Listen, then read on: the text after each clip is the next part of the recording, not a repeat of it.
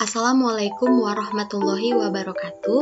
Di video ini akan dibahas mengenai salah satu pembuktian lemma pada materi kontinuitas dan gauk, tepatnya lemma 5.5.3. Sebelumnya, perkenalkan, nama saya Asti Indah Fitrianti Lubis, mahasiswi Pendidikan Matematika 5, Stambuk 2018, Universitas Islam Negeri Sumatera Utara. Bunyi dari lemma ini adalah jika partisi dari I didefinisikan sebagai AB adalah delta fine dan X elemen I, maka ada tag TI di partisi bertanda sedemikian rupa sehingga nilai mutlak dari X dikurang TI lebih kecil sama dengan delta TI.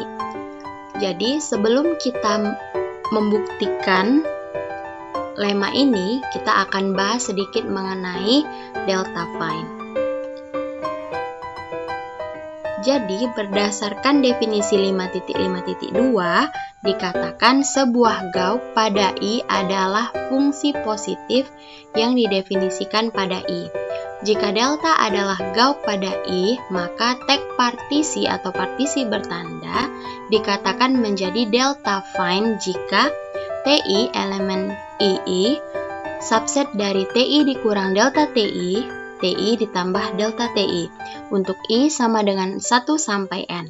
Dicatat bahwa gagasan delta fine mengharuskan partisi diberi teks, jadi tidak perlu mengatakan partisi yang ditandai dalam kasus ini. Jadi, dikatakan delta fine apabila tag partisi atau partisi bertandanya memenuhi ketentuan TI elemen dari II, subset dari TI dikurang delta TI, TI ditambah delta TI, di mana delta ini merupakan sebuah fungsi yang dikatakan dia sebuah fungsi gauk, di mana sebuah gauk adalah fungsi yang positif yang didefinisikan pada I.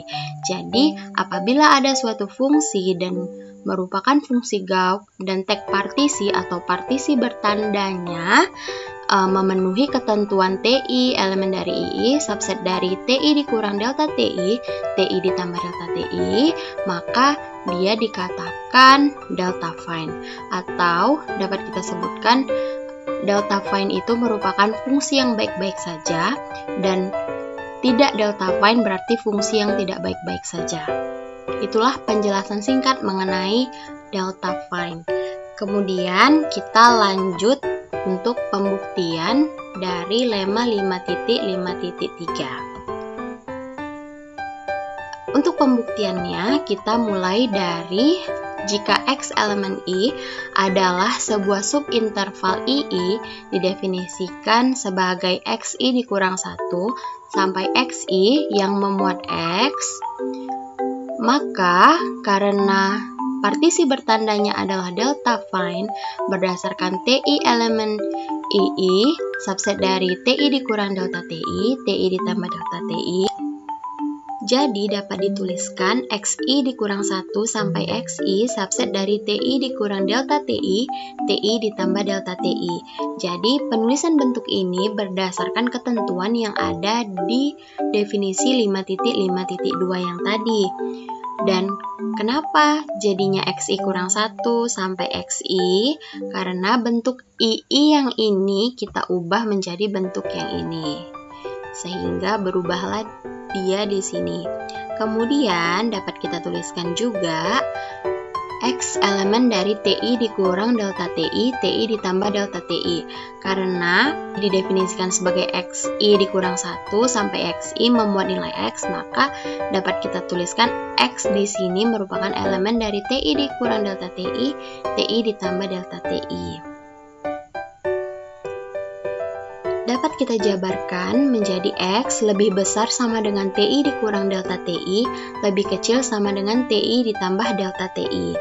Kemudian akan kita kurangkan dengan TI, maka akan didapat X dikurang TI lebih besar sama dengan minus delta TI, lebih kecil sama dengan delta TI.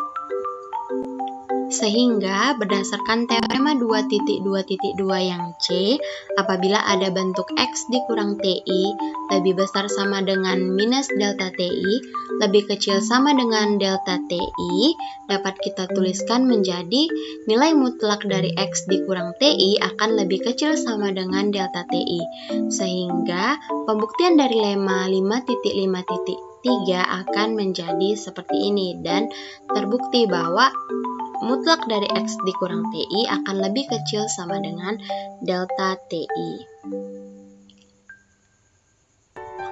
Penggunaan atau penerapan lemma 5.5.3 ini pada umumnya digunakan dalam pembuktian alternatif suatu teorema. Beberapa teorema yang menggunakan lemma 5.5.3 dalam pembuktian alternatifnya yaitu lemma keterbatasan atau teorema 5.3.2, teorema maksimum minimum atau teorema 5.3.4, teorema lokasi akar atau teorema 5.3.5, dan teorema kontinuitas seragam atau teorema 5.4.3. Sekian pembahasan mengenai pembuktian lemma 5.5.3. Terima kasih. Wassalamualaikum warahmatullahi wabarakatuh.